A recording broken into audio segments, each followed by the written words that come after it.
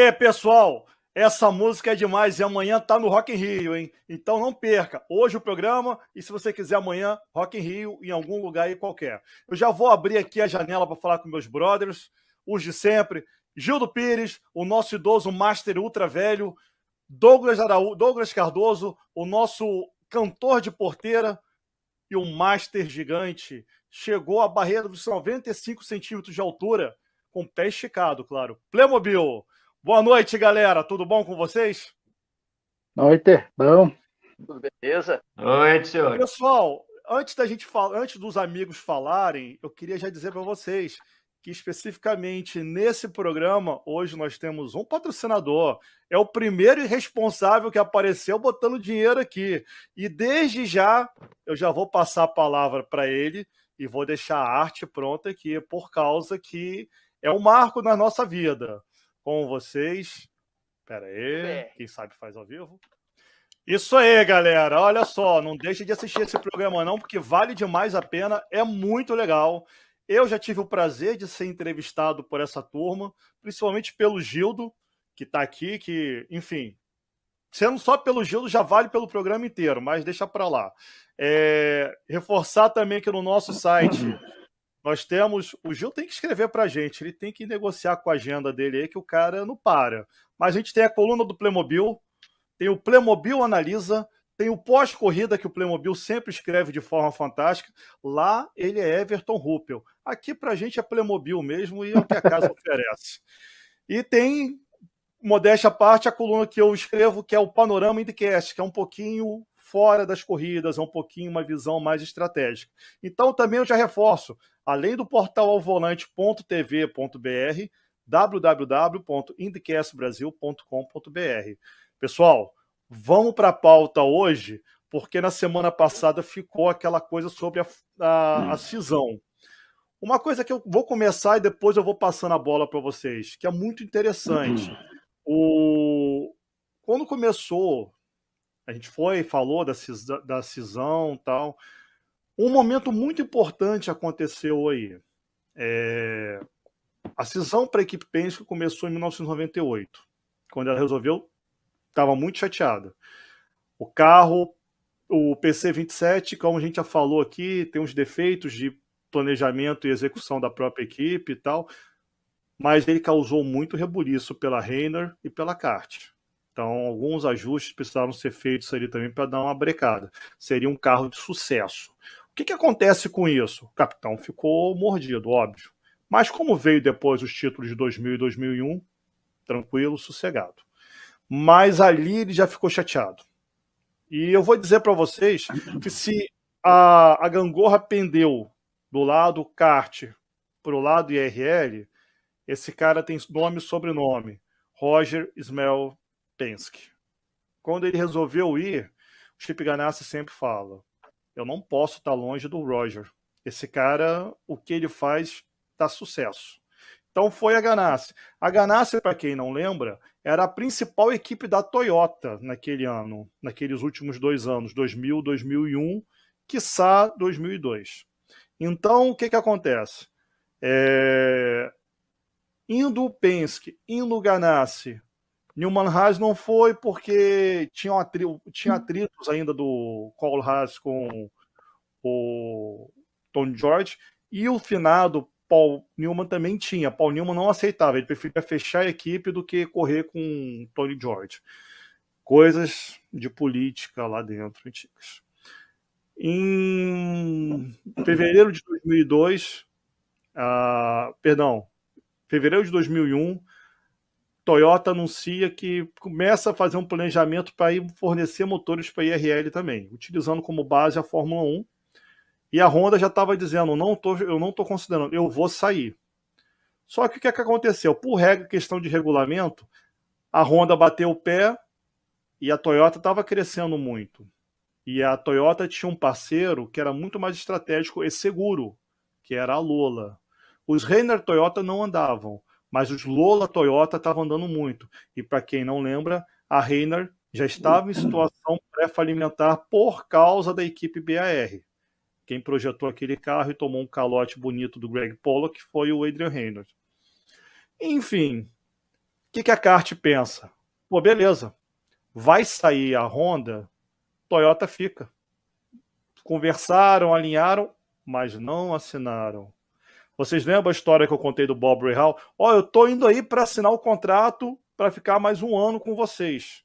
No meio do caminho tinha o Tony George. E no meio do caminho tinha o Tony George, o Roger Penske com as concessionárias dele e o Chip Ganassi com as concessionárias dele.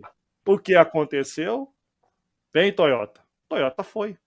Toyota não podia ficar longe da Honda também, porque essa briga lá no Japão é como se fosse um Grenal, um Fla-Flu, um São Paulo e Corinthians, entendeu? Então é importante ter esse alinhamento. 2003 foi uma tentativa, mas já estava muito fraco, porque a kart, a empresa kart, Championship Auto Race Teams, ela tinha falido. Decretaram falência porque ela tinha um fundo de 100 milhões de dólares de ações. Eles conseguiram pegar isso. Para o campeonato de 2003, 2004, já não tinha mais a FedEx, não tinha mais uma transportadora, mas você tinha ainda eventos internacionais. Você tinha Canadá, não conta, vamos pensar assim. Você deu uma rodada pela Europa e tinha o Grande Prêmio da Austrália, que é caro demais para fazer o frete para lá, é absurdamente caro, por razões óbvias, né? Então, o que acontece com essa questão toda? O mais interessante é que todo o dinheiro que você usa e não repõe é igual a qualquer coisa. Você pegou a água, bebeu e não encheu, a garrafa vai ficar vazia. Então, aqueles 100 milhões de dólares foram embora em 18 meses. A kart, na verdade, não era mais kart, perdão, era Champ Car World Series, era gerenciada por um conselho que era Open Wheel Racing Series, que era um triunvirato, Jerry Forsyth, Kevin Kalkoven e o melhor amigo do Cristiano da Mata, o Paul Gentilozzi. Então, assim, tirando esse último, os outros dois eram gente boa. Eles bancaram tudo. A equipe do Johansson, American Spirit, por que era esse nome? E lugar no patrocínio apareciam os nomes do Ryan Hunter-Reay e do Jimmy Vasser. Não tinha patrocínio. A kart bancava as operações. A Champ Car, perdão, quando eu falar kart agora nesse momento, vocês me desculpem. A Champ Car encampou quase que todas as equipes. Deu o suporte financeiro para que as equipes pudessem ficar, porque a ideia era tentar salvar o campeonato. 2003, 2004 seria sangria, porque a ideia era 2005 ter um carro novo. E aí com esse carro novo, de repente, atrair novos fornecedores, patrocinadores, por aí vai. O carro não ficou pronto em 2005. Acho que ficou pronto em 2006 para 2007. O carro não caiu no gosto. O carro era pequeno demais, o carro era travado demais. Enquanto isso, a IRL, ó, só crescendo. O Tony George, ele tentou comprar a Open Wheel Racing Series, que por acaso traria a Champ Car junto e seria a fusão. Essa ideia ocorreu em 2004 para 2005. Mas os advogados do Triunvirato conseguiram virar. O Tony George ia ganhar, eles conseguiram virar o jogo de forma que mantivesse-se os empregos do pessoal que estava trabalhando para a Champ Car, que era muito importante, e principalmente, dentro das possibilidades, honrassem as dívidas trabalhistas e legais internas. No caso, quando eu falo internas, eram americanos. Exterior, senta e chora. Então, naquele momento, o Tony George não conseguiu comprar a Champ Car. Só que o Tony George fez uma coisa que, quando você dá com dinheiro, você é bestial. E quando você não tem dinheiro, você é uma besta. Ele ofereceu para as equipes, em 2007, um fundo de $1 milhão e 200 mil dólares, mais um ou dois motores, mais três ou quatro motores e um ou dois carros, para que as equipes pudessem migrar. E aí, a um certo ponto, acabar com a Champ Car e buscar. O que aconteceu com isso tudo?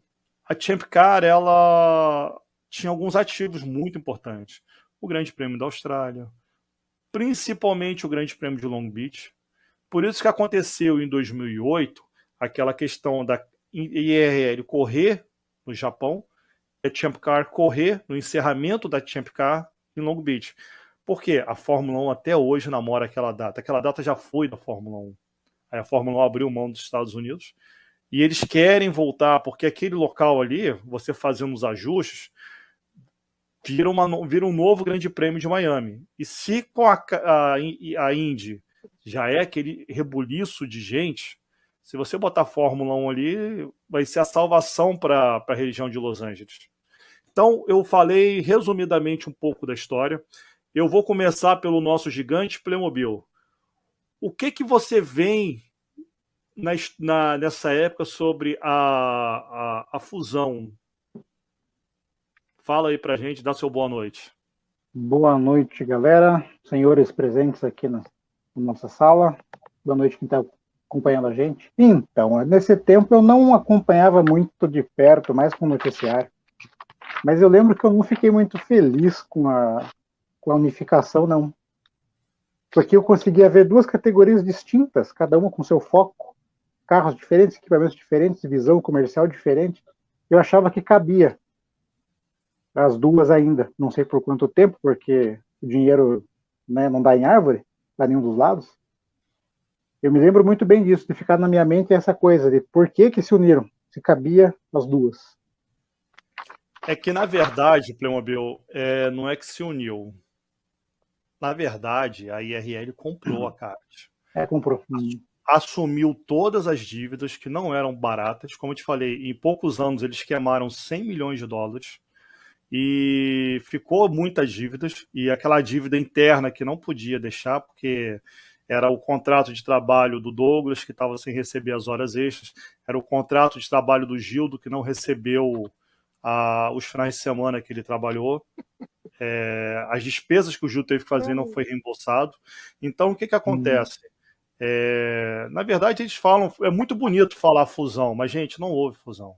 A IRL comprou o espólio da Champ Car, assumiram as dívidas, passaram os perrengues ali, mas eles tinham alguns ativos que eles não queriam perder, e eu vou dizer que o principal era o Grande Prêmio de Long Beach. Aquela data é importantíssima. Tanto que o ano passado, quando ela ocorreu como encerramento, foi apenas por uma questão exclusivamente da crise mundial do Covid. Porque normalmente ela não pode acontecer naquele ano, naquele período. Para mim, eu achei inacreditável e fantástico o encerramento da temporada em Long Beach. E por mim, seria o encerramento da temporada aquele lugar.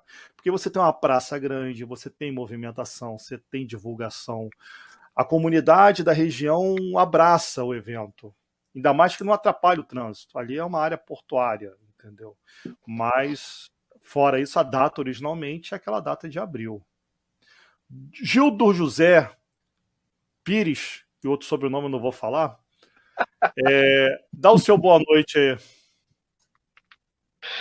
Boa noite para todo mundo que nos acompanha e eu tenho sempre que felicitar todos vocês. É um público qualificadíssimo, que entende, que gosta. Aqui nós temos, Fábio, eu acho que é importante falar isso, hein? Que eu não vi encontro nas outras lives, não, e a gente, né, viaja por todas elas. Aqui nós temos 3 fontes importantes de informação. Nós temos aquela que as pessoas leem na imprensa, leem nas revistas, né? Aquilo que vem através dos jornalistas. Nós temos o seu contato com as equipes Paddock Box, o Rádio Paddock. E tem uma fonte que são os boletins de direção de prova, organização e tudo mais, que por conta dessa missão, né, vou mostrar de longe, mas tem muito papel aqui classificado de vermelho, né, tudo mais, que eu vou algumas coisas, pela primeira vez, nunca falei em lugar nenhum, né? Passar aqui para vocês, inédito. Mas, cara, foram momentos muito difíceis para quem gosta, para quem curte, principalmente para quem estava o tempo todo se alimentando de informações envolvendo organização, envolvendo direção de prova, envolvendo algumas repercussões que isso teria, principalmente fora das pistas, porque a visão era geral, Fabinho. As coisas não poderiam terminar bem. Elas não começaram bem, né? Do meu ponto de vista, e pelas informações que eu tive, é aquela história. Foi um golpe muito bem dado pelo Bernie para não permitir que a Indy sobressaísse mais, pegasse o sucesso que eles tiveram, que eles tinham nos Estados Unidos, né, como modalidade raiz, com pilotos raiz, em pistas raiz. Ele não queria, a Fórmula 1 não queria, a FIA não queria que saísse de lá. E essa história toda, para mim, não teria acontecido se não tivesse o dinheiro do Bernie, não chegasse ali junto do Hulme, né, antes do Tony George, se não chegasse ali no papai, se não tivesse havido dinheiro, não teria condições de fazê-lo. Tanto que ao longo dessa história, né, daqueles péssimos anos que nós tivemos de duas modalidades irmãs, gêmeas, competindo e se divergindo, se não tivesse isso tudo, não teria acontecido o que aconteceu de jeito nenhum. Nós teríamos sim, né, um campeonato que poderia ser de âmbito mundial, mas mantendo aquilo que de melhor a Fórmula Indy tinha, ainda tem, tenta resgatar, que é a altíssima competitividade. E eu vou começar falando uma coisinha, tá? Nota em vermelho, tá? De longe em vermelho. 26 de setembro, isso veio num boletim, 26 de setembro de 1999. Olha só. Comentário do Tony George, né? Sobre uma esperança de unificação. Isso ele falou para um jornalista do Indianapolis Star. Eu não vejo razão para unir, né, essa série, essa nossa série, que é tão americana, genuinamente americana, praticamente só circuitos ovais, né? E nós estamos lutando por um patrocínio desde 96, um patrocínio de verdade, um grande patrocinador. Tem havido muita discussão, muito debate sobre o futuro da direção, né? Como que vai se gerir as categorias daqui por diante.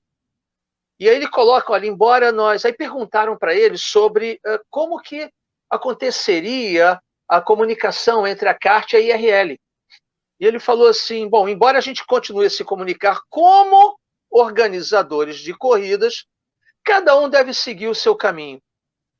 E falando pela Indy Race League, continuamos a planejar as datas para os nossos calendários, para o nosso calendário, estamos buscando futuros patrocinadores, nossas especificações de motor, se eu não me engano, eu estava falando daqueles 3,5 litros, né? Já estão decididos até a temporada de 2004, foram anunciadas todas as pretensões técnicas em 1998, um novo chassi está pronto. Então, ele lá, em 99, o próprio Tony George, já via dificuldades, cara, quando questionado sobre uma futura união. Então, o que vem por aí em diante não foi pouco não, Fábio. Não foi pouca coisa, não. Com certeza, Gildo. É importante colocar que eu vou dizer uma coisa para vocês também. A IRL comprou, mas a IRL não estava em um cenário fantástico, incrível, tipo como fica o Gildo se enxugando com nota de $100, entendeu? Estava numa situação terrivelmente apertada também. Eu sei que, assim, que os direitos de arena, que é onde as equipes às vezes ganham dinheiro para botar o carro, ela tem que pagar a inscrição, paga um valor, só que ela recebe esse valor 10 vezes mais do promotor, da televisão, enfim, para mostrar as marcas dele, fora patrocinador. Eles não estavam recebendo isso, só que estava sendo pago. A IRL estava tentando segurar para fazer o capital de giro. E isso provocou muita atenção. Só que o seguinte, nesse meio, como em qualquer segmento, existe uma coisa terrível, na minha opinião, chamada orgulho. E eu sei, o que eu estou falando aqui agora também é a primeira vez que vocês estão ouvindo. O capitão não pensou voltar para a kart, mas ele pensou em abandonar a IRL e fazer com que a IRL corresse, a Penske corresse apenas em Indianápolis. O que azeitou essa questão? Quando a Porsche resolveu tirar o projeto do American Le Mans Series dos Estados Unidos, quando houve a mudança de regulamento da INSA, porque a Porsche estava vindo muito forte, aqueles carrinhos, os Yellow Submarines da DHL, estavam vindo babando. Eu, pessoalmente, era o campeonato que eu assistia, que eu mais gostava, e eu estava vendo ali Lucas Luhr, tem outros dois caras da Alemanha, aquele que correu na NASCAR, vai correr na NASCAR, Gildo, Mike Rockefeller. Mike Rockefeller? Ele correu no projeto americano. Tinha o Lucas Luhr, tinha o Pinoir e tinha o Patrick Long. Esses aí eram quase que os certeiros. Eventualmente corria o Elinho, eventualmente corria o Ryan Briscoe, como o Playmobil gosta de falar, o Brian Briscoe. O Playmobil está confundindo as coisas. Mas, enfim, tem esse cenário todo. Acredito que, se a Porsche mantivesse os investimentos como era desejado, eu não estou falando que a Penske abandonaria a Fórmula Indy, não. Não estou falando isso, não. Mas as atenções dela estariam para uma prova que ela ainda sonha ganhar. E não é o Grande Prêmio de Mônaco. Tenho certeza disso. Já se cogitou a Penske de volta na Fórmula 1. Já se cogitou uma joint venture Penske ganhasse para a Fórmula 1. Não existe isso. Apesar do capitão ter um carinho pelo gordinho lá de Pittsburgh e o Bolacha ter o Roger Penske quase como um pai profissional para ele, eles são rivais pra caramba. Não daria certo essa estrutura.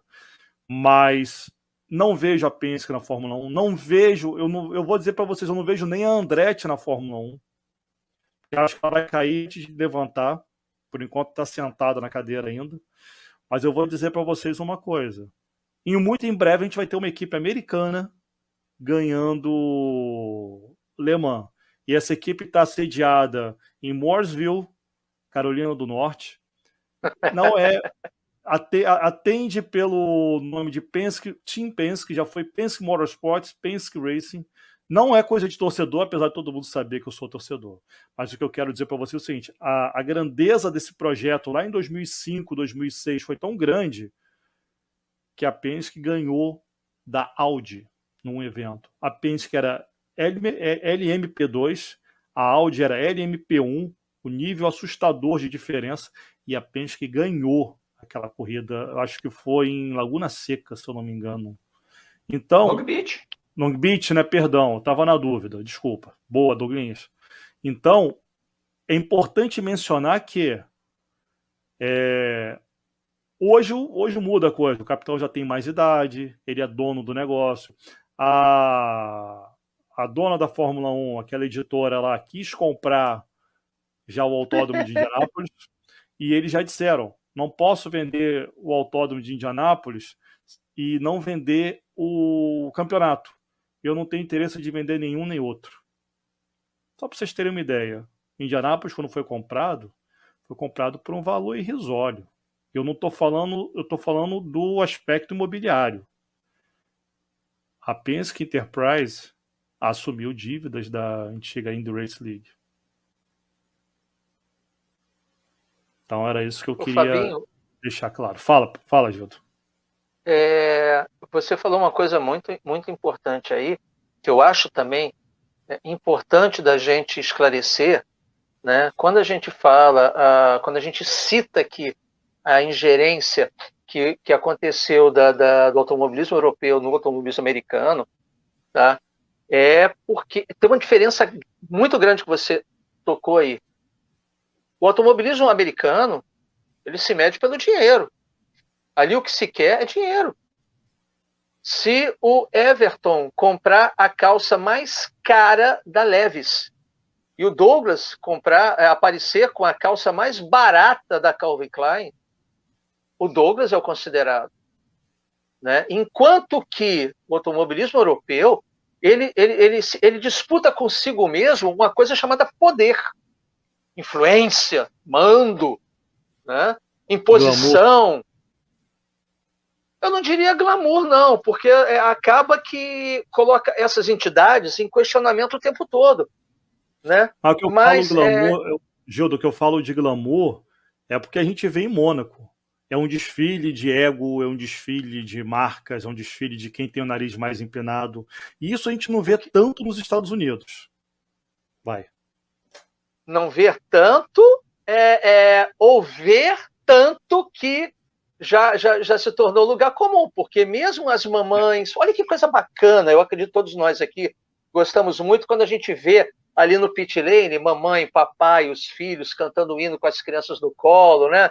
Aí chega aquela coisa toda. Mas olha as joias, o relógio. Mas veja bem, você ostentar nos Estados Unidos significa que você ralou bastante para isso. Porque é uma terra de oportunidades, né? Você tem as lojas, o carteiro te entrega um isqueiro Zip sem problemas de você achar que vai ser roubado, coisas assim, né? Então, assim, é uma cultura de ostentação. É uma cultura de você querer saber fazer mais e mais e mais e mais. E eu acho que isso não deixou de ser um calcanhar de Aquiles nessa história toda, tá? Você falou aí questão de dinheiro, nem todo mundo, equipe e tal. Eu estava lembrando aqui um boletim que eu recebi 2 de março de 2008 e estava escrito até em espanhol, estava dizendo o seguinte: a Foresight, primeira vítima da fusão IRL Champ Car. E veio em vermelho assim, cantava-se que a fusão das duas grandes americanas, grandes séries americanas de monopostos, ia nos trazer muitas coisas. Quem está falando é um cara da Foresight, tá? A gente achava que essa fusão ia trazer muitas coisas para a gente. Mas as equipes da Champ Car, elas sofreram com a reunificação, principalmente por questões de custo. E a primeira baixa foi a nossa, a Foresight Championship Racing, que após 13 anos competindo na kart e na Champ Car, não encontrou financiamento suficiente para dar o salto para a nova IRL IndyCar Series.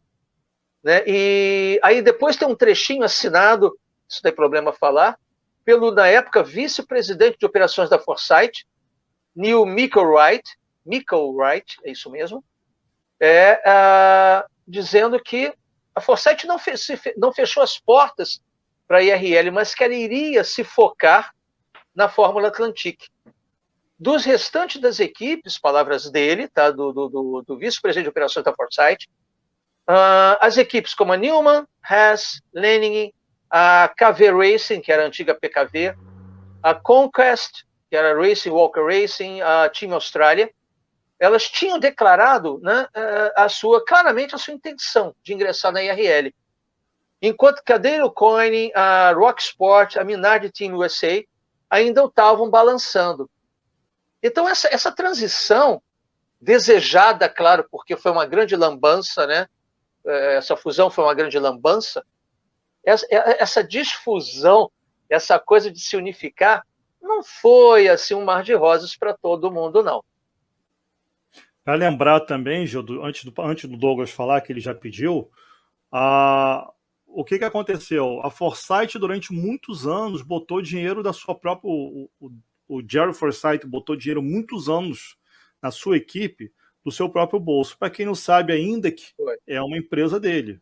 E durante muitos anos, ainda mais depois que a Players foi forçada a parar de patrocinar, ele manteve. Às vezes o Rodolfo Lavin trazia um dinheirinho lá da Corona, algum outro mexicano trazia algum outro trocadinho, mas assim, o carro do Paul Tracy, os salários do Paul Tracy, que não eram altos, não eram baixos, quem bolso da Foresight.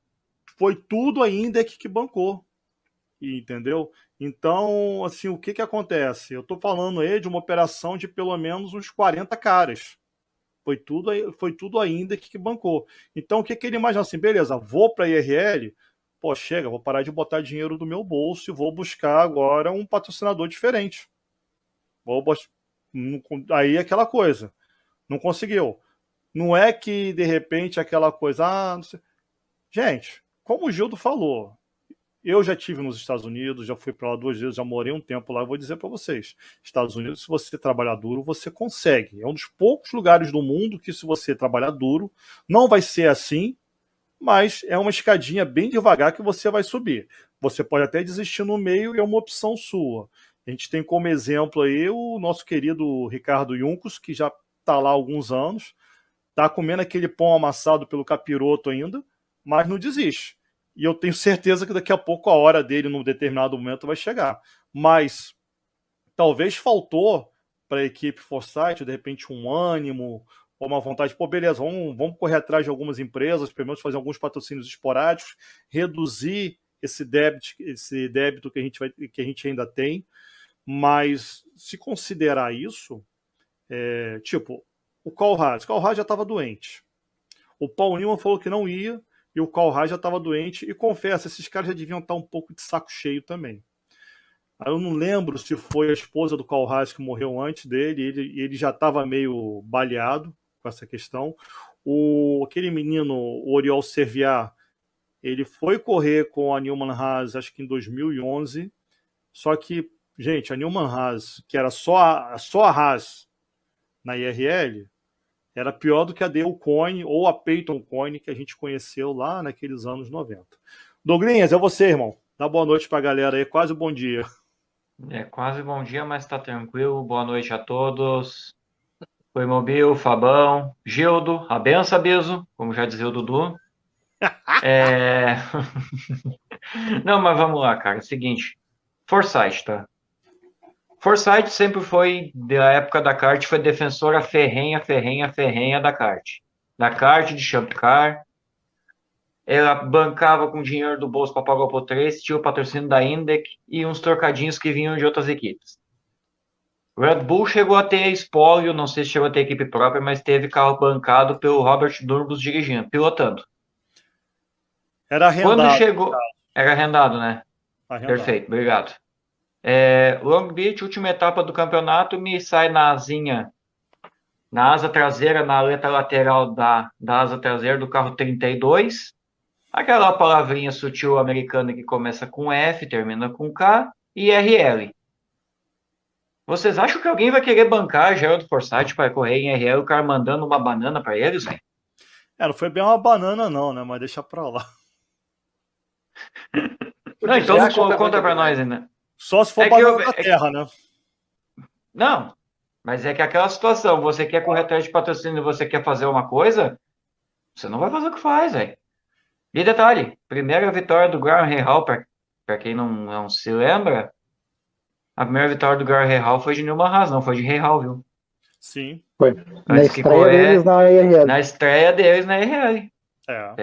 Para vocês verem como... estratégia. Muita gente pode dizer, mas foi por questão de estratégia. Mas, pô, os caras fizeram estratégia, estavam lá e venceram. Glamour, cara. Glamour você só pode ter nos Estados Unidos quando você trabalha. Se você trabalha para comprar um Versace, você vai usar o Versace. Você não vai deixar de usar um relógio de $1 milhão para usar um de $30 por glamour. O cara vai usar aquilo porque lutou por aquilo.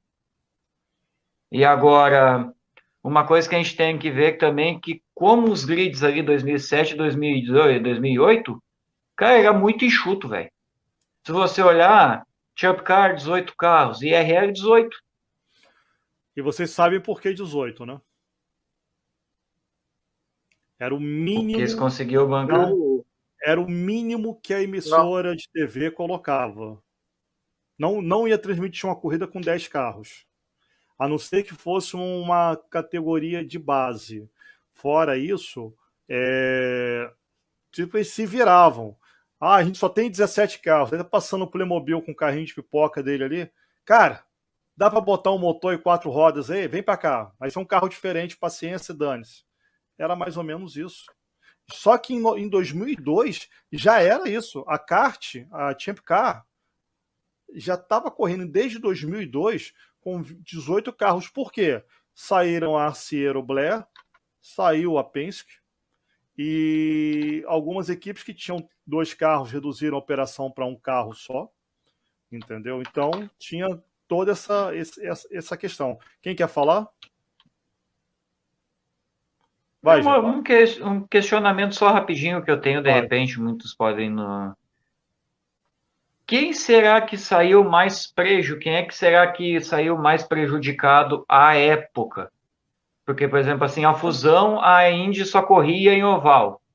Aí depois começou 2000, me corrija se eu estiver errado, em 2005 começaram a correr em misto. Isso. Beleza. Eu acho que A fusão foi em 2008. Mas eu acho que sim, mas eu digo... 2004. Sim, mas eu digo é assim, ó. Perfeito, mas o que eu digo é assim, ó, 2005 se correu em Sonoma, Watkins Glen, só. as duas, né? Só as duas. St. Pete começou em 2006, não foi? Não. 2005, 2003 ela abriu a Champions. Não, 2000. Não, eu tô falando e eu tô questionando IRL. Não, eu sei. Deixa eu falar. Ela começou em 2003 na Champ Car. No meio daquele ano, a Andretti tinha uma empresa que era de promoção e eles promoveram durante muitos anos a corrida de St. Pete. Então eu acho que em 2004 já tinha St. Pete. Eu vou dar, quem puder dar uma pesquisada, eu vou pesquisar aqui também. Porque o questionamento é assim, ó, uma coisa só para mim concluir, para não que daí eu já passo minha bola, já fico de boa. Eram essas duas corridas e que tivesse St. Pete, tá? Mas aí você parava para pensar, por mais que a categoria tivesse defasada, a Champ Car tinha Long Beach, Surfers Paradise, Cleveland, Portland, Toronto, Detroit, e fora as outras que surgiram, que eles ocorreram em Assen, em Zolder, em Brands Hatch e assim vai. É o que eu digo é assim, ó. Se aí a IRL tivesse continuado com essa sequência só de correr em ovais, vocês acham que ela iria mais longe ou a Champ Car seria mais rápido? Pera aí, só para corrigir. Em 2004, a IRL não correu em mistos, correu só em oval. Em oval. Tá? 2005 começou. Então vou ver aqui 2005, que eu acredito 2005 que começou com St. Pete, Glen e Sonoma. Então é isso mesmo. Ó, Playmobil dá para acertar tudo, cara, ele é incrível. Foi o Agent Mortes em Infineon, lá em Sonoma. Foi St. Pete, não abriu o campeonato, foi a terceira corrida, foi depois de Homestead e Phoenix. E teve ainda Watkins Glen, isso mesmo. Vai, Playmobil, você. Era isso que eu ia falar. O que você achou agora que eu ia comentar só. Mas eu gostei da pergunta do Douglas, que ele perguntou se a IRL tivesse continuado só em ovais, será que ela continuaria? Porque o projeto no começo do Tony George era sempre correr em oval. Era oval. O motivo do orgulho era o oval. Aí começou a ir para os mistos. Se ele tivesse continuado nessa essência do oval, será que ele teria durado muito mais do que está durando? Não sei. Por uma razão simples. Eu acredito. Eu acho que não. Sabe por quê?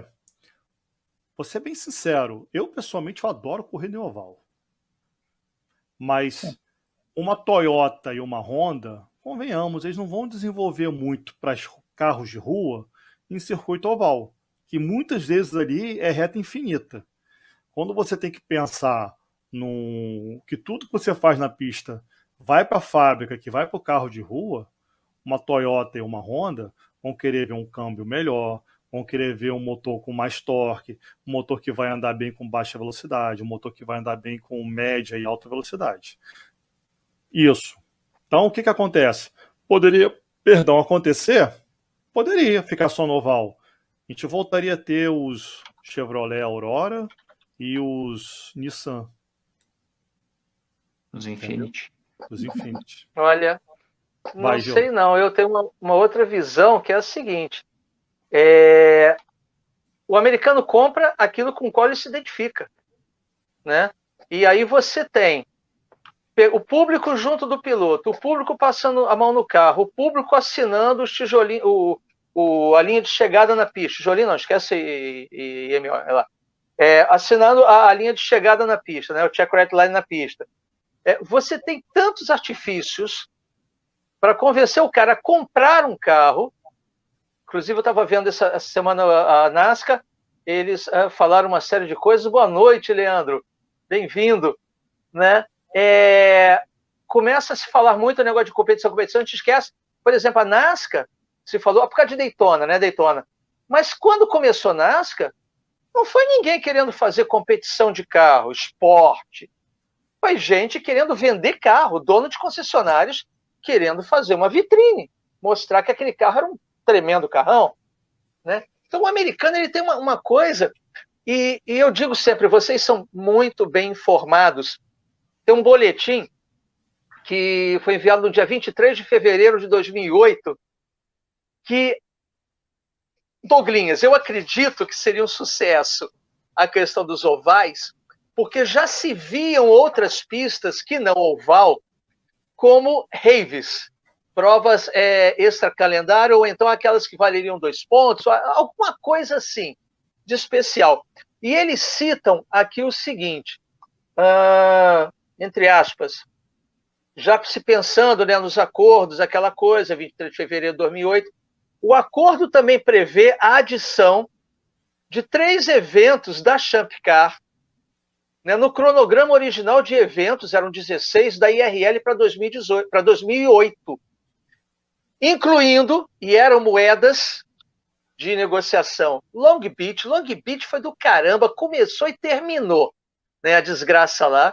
E eu tenho uns dados também aqui de televisão de Long Beach, do que aconteceu em Long Beach, que é uma coisa de louco. Surfers Paradise, com certeza. E a outra pista que eles citam aqui no comunicado foi Edmonton. Essas 3 não ficariam de fora caso, né, nesse acordo da fusão, se voltasse a ser raiz, ovais, predominantemente ovais, né, e se incluísse essas 3 pistas. Uma coisa que se eu não me engano, naquela época, esse papo rolou muito entre o George Forsyth, né, que ele era coproprietário da Champ Car, o Kevin Colquhoun, que era o parceiro de negócio dele e o fundador, né, da IRL, Tony George. Vou espiar. Eles estavam falando disso. Não espirrei. Eles estavam já sendo questionados. Outro trechinho aqui, tá? Também grifado.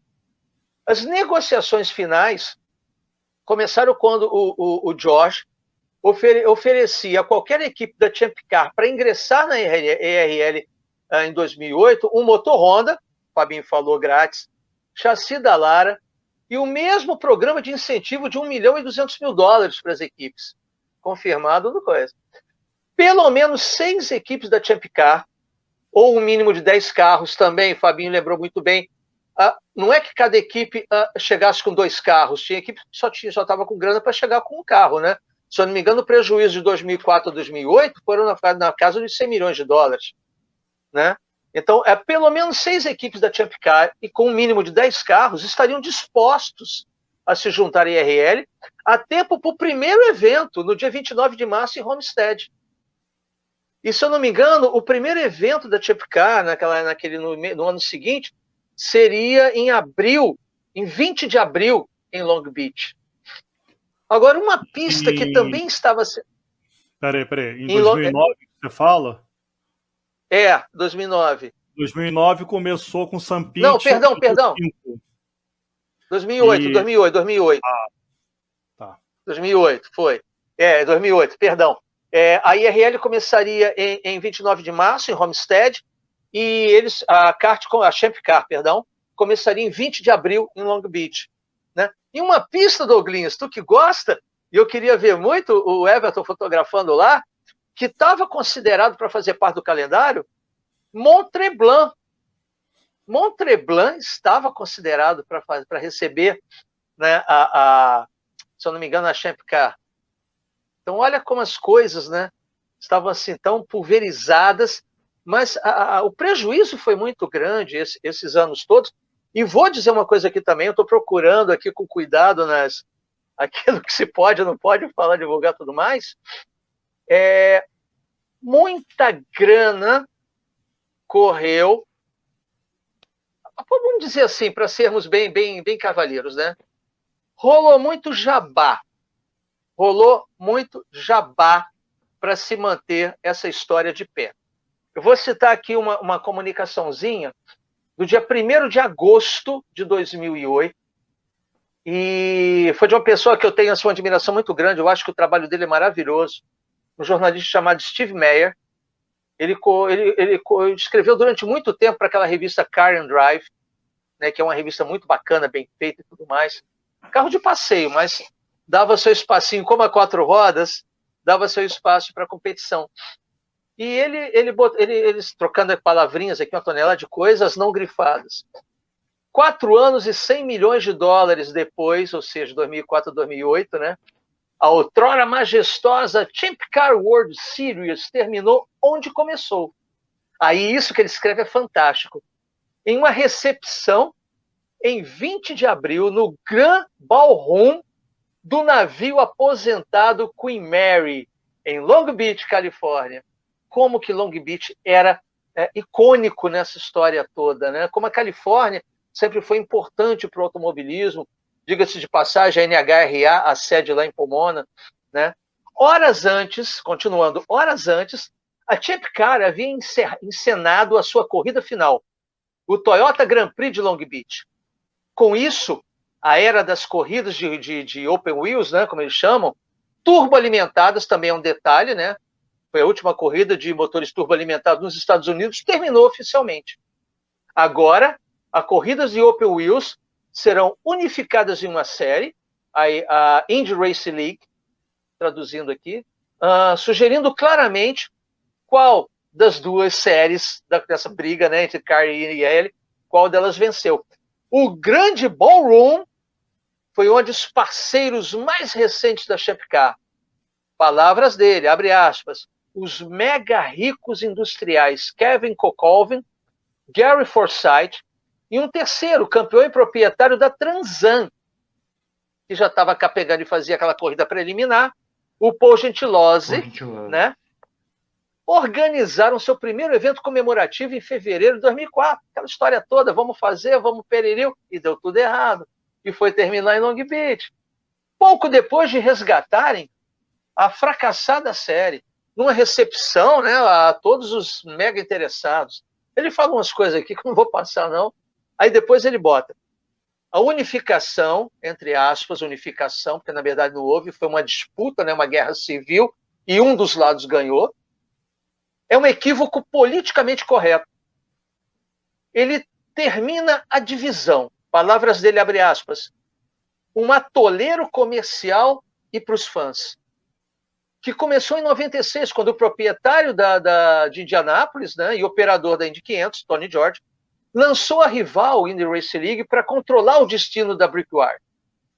Apenas a IRL permanece de pé, onde coletivamente a Champ Car, também conhecida como a kart, né, e a IRL gastaram pelo menos 250 milhões de dólares. Isso oficialmente, mas ele acha que é o dobro, tá? Para subsidiar, e aí eu uso a palavra jabá, equipes de competição, televisão e promotores.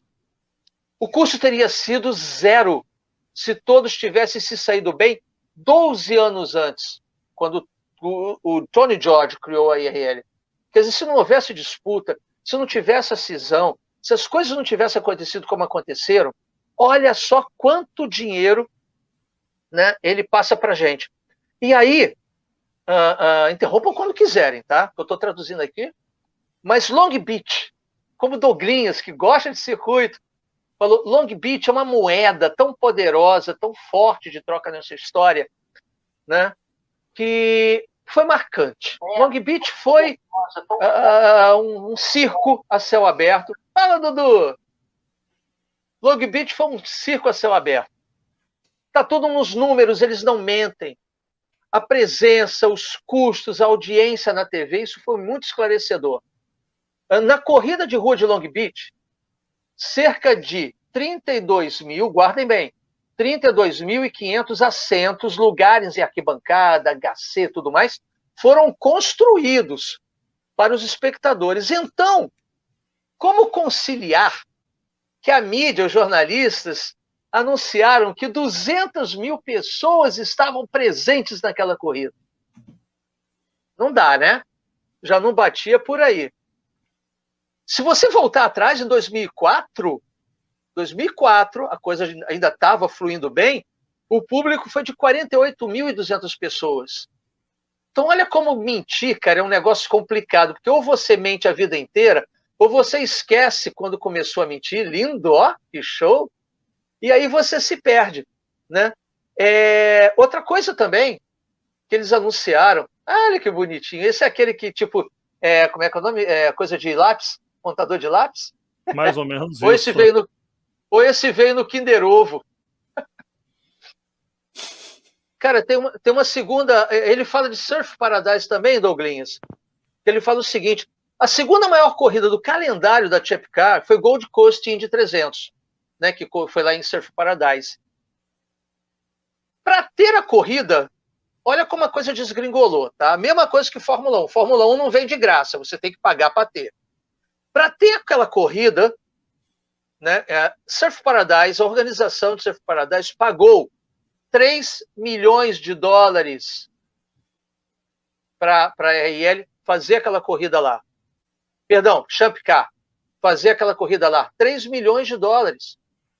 Só que no final das contas, a administração local, o governo local, teve que botar do bolso $10 milhões porque deu prejuízo. Já não se tinha, cara, essa cisão foi de uma tal maneira prejudicial, tá? Tu quer ver mais outra coisinha, Douglinhas? Tu que gosta de pista?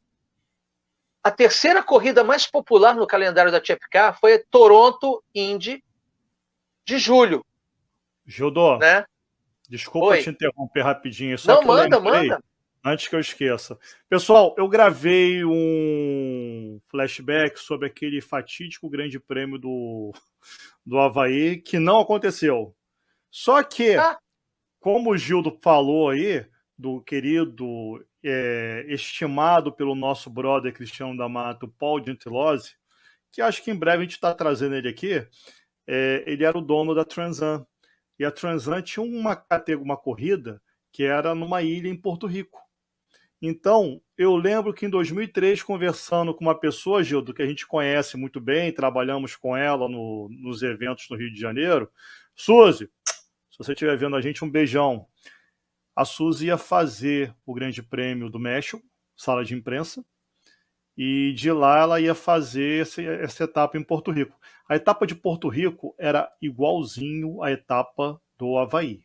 Tinha uma premiação diferente, a diferença é que contaria pontos para o campeonato. Seria uma prova extra classe, mas valeria ponto. Até porque, naquele ano, quem não lembra, não houve corrida em Fontana por causa dos incêndios na região de São Bernardino. Então, o encerramento daquele ano seria em Porto Rico. Só que a região lá de San Juan não teve condição. O pessoal de lá não estava sabendo. Então já estava rolando divulgação, tal, os caras, opa, peraí, vai ter corrida aqui? Quem vai pagar o cheque? Como assim? Quem vai trazer? Como é que vai ser o hotel para esses caras? O que a gente vai ganhar em volta disso? O que aconteceu?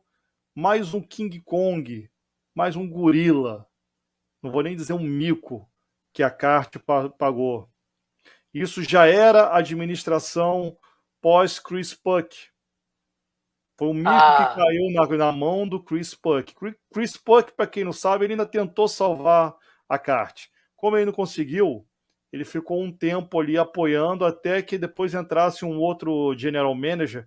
Eu não lembro quem foi, não sei se foi o Dan Petit, que além de equipe, ele foi ser presidente da Champ Car World Series. Mas tinha, claro, o triunvirato ali no Mug. Eu não lembro, desculpa, eu não lembro mesmo. Mas eu só queria falar isso, Gildo. Complementa aí, por favor. Não, a Molson, no Canadá, deu prejuízo. Estava dando prejuízo tudo quanto era canto. Desculpa, acabei de lembrar de uma aqui agora. Eu ia falar na semana passada.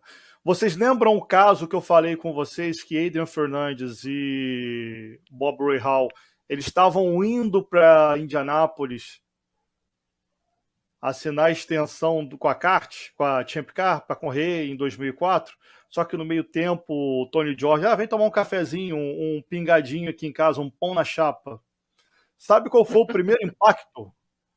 O Adrian Fernandes, ele perdeu a Tecate. A Tecate acompanhava o Adrian Fernandes desde a época que ele corria de carrinho de rolimã nas ladeiras da Cidade do México. Então, o que aconteceu? Ele correu em 2004 com um patrocínio quase que estatal, Viva México. que era, acho que não sei se era da Presidência da República, ou de algum estado, ou de alguma fundação, mas que seja.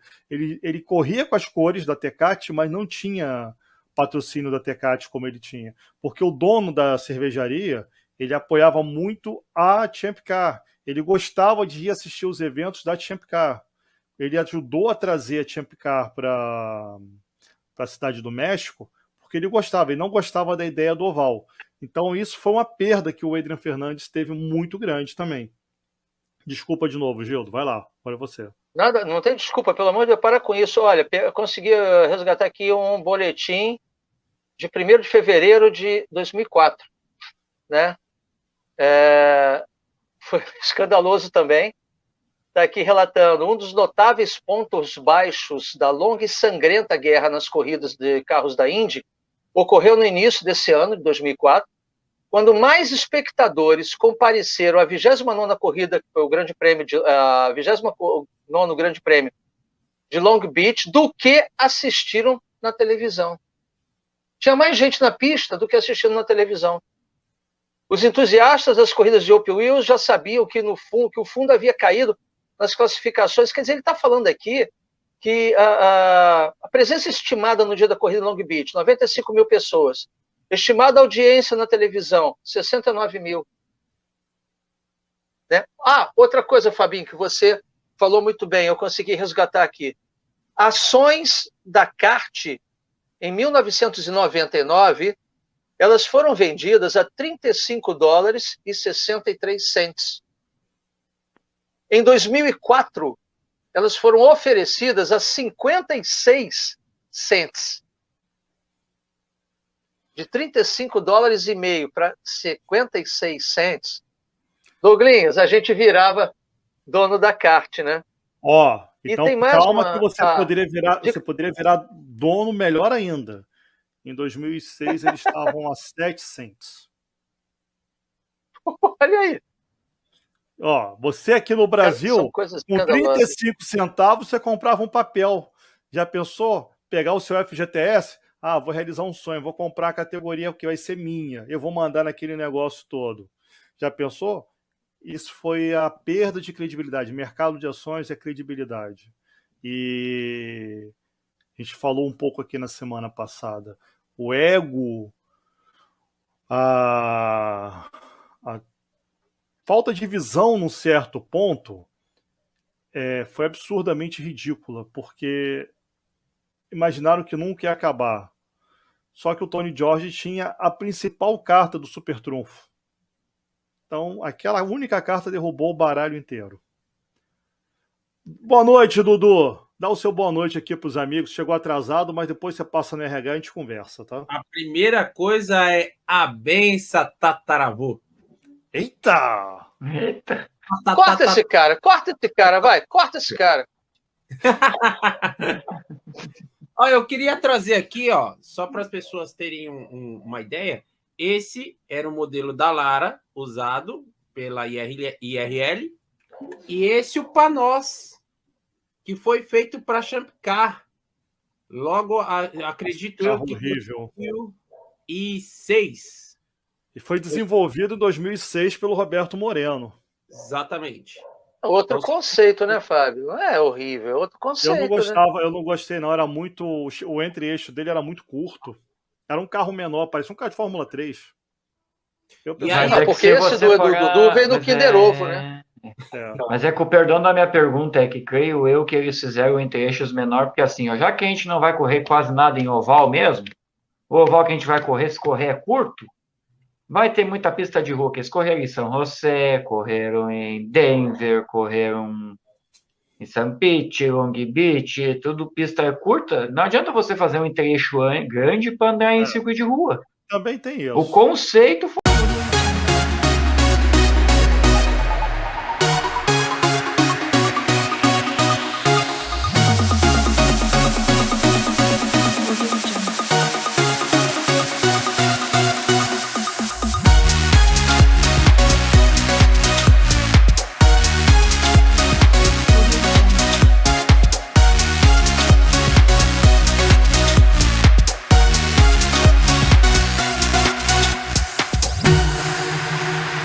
Audio Jungle.